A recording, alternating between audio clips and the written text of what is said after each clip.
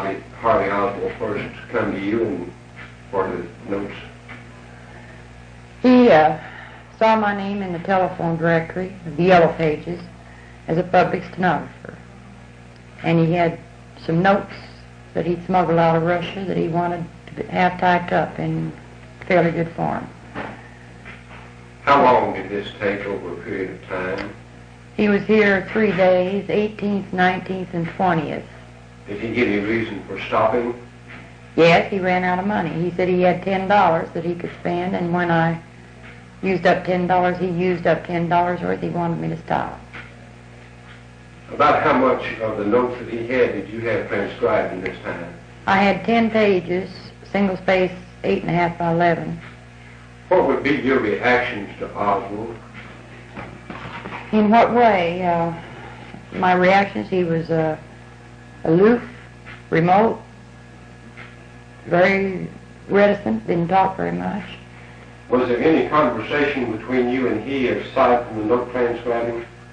Just about his wife, how much she liked America and how much she was enjoying it, and nothing personal. He would never discuss anything personal about himself, except that he had been in the Marines, and when he got out he applied for a visa to go to Russia. I asked him if he was an exchange student, and he said no. In your opinion, would you say that his notes were realistic, or could they possibly have been intended to create a ruse?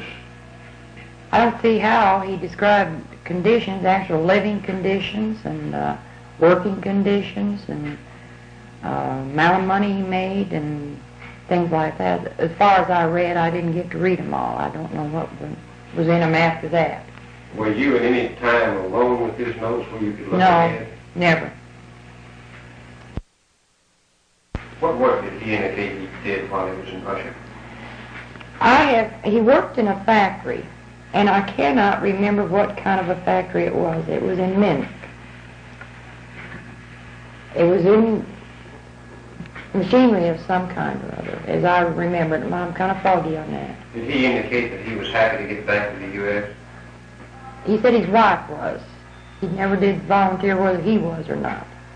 I learned not to ask him any questions because he would clam up immediately.